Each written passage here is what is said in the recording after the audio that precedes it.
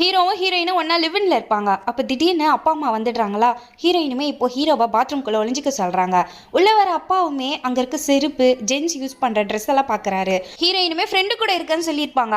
ஆனா இப்போ ஹீரோவுமே நான் டிஸ்கனெக்ஷன் கொடுக்க வந்தேன்னு சொல்லி சமாளிக்கிறாரு. ஆனா ஹீரோயினோட அப்பாவுமே இவர் பொய் சொல்றாருன்றத கண்டுபிடிச்சிடுறாரு. இவங்க ரெண்டு பேருமே லவ் பண்ணிட்டு இருக்காங்கன்னு தெரிஞ்சு இப்ப ரெண்டு பேர் ஃபேமிலியுமே ஒரு ஹோட்டல்ல பேசிக்கிட்டு இருக்காங்க. ஆனா ஹீரோயினோட அப்பாவுக்கு இந்த கல்யாணத்துல விருப்பமே இல்ல. ரெண்டு ஃபேமிலிக்கு நடுவுல பேச்சுவார்த்தைக்கு பதிலா சண்டை தான் நடக்குது. இப்ப ஹீரோயினோட அப்பா வா போலான்னு சொல்லி கூப்பிடுறாரு. இப்ப ஹீரோயினுமே நான் அப்பாவை சமாதானப்படுத்துறா, அது வரைக்கும் வெயிட் பண்ணுங்கன்னு ஹீரோட ஃபேமிலி கிட்ட சொல்லிட்டு போறாங்க. ஹீரோவால ஹீரோயின் கிட்ட கான்டாக்டே பண்ண முடியல. பார்த்தா அவங்கள ஹாஸ்பிட்டல் சேர்த்திருக்காங்க. அன்னைக்கு அப்பாக்கும் பொண்ணுக்குமே பயங்கர சண்டை நடந்திருக்கும். அதுல அவங்க மயங்கி விழுந்திருப்பாங்க. டாக்டருமே இப்ப அவங்களுக்கு ரேர் டிசீஸ் இருக்கு, கொஞ்ச நாளே எல்லாரையும் மறந்து போயிடுவாங்களாம், கொஞ்ச நாளே அவங்க இறந்து போயிடுவாங்கன்ற மாதிரி சொல்றாரு. இதை கேட்ட ஹீரோவால தாங்கிக்கவே முடியல. ஹாஸ்பிட்டல் இருந்த எல்லா நாளுமே பக்கத்திலே இந்த ஹீரோயினை நல்லா பாத்துக்கிறாரு. அவங்களுமே ஒரு நாள் என்ன அவுட்டிங் கூட்டு போன்னு சொல்றாங்க. ஃபேமிலிக்கே தெரியாம அவங்கள கூட்டிட்டு கேரளாக்கு வந்து அவங்க ஆசைப்பட்ட மாதிரி அழகான மெமரிஸை கிரியேட் பண்றாரு. ஹீரோயினுக்கு தெரியாம யூரின் போயிடுறாங்க. அந்த ட்ரெஸ் கூட ஹீரோ தான் வாஷ் பண்றாரு. ஹீரோ பத்தி புரிஞ்சுக்கிட்ட ஹீரோயினோட அப்பாவுமே சாரி கேட்கிறாரு. இப்ப ஹீரோயினுக்குமே எல்லாரையும் மறந்து போயிடுது. அவங்களுமே இறந்து போயிடுறாங்க. ஹீரோயினுமே ஹாப்பி மொமெண்ட்ஸோட தான் இறந்து போனதாவும், இதுக்கப்புறம் ஹீரோவுமே சந்தோஷமா இருக்கணும்னு டைரியில எழுதி வச்சிருக்காங்க.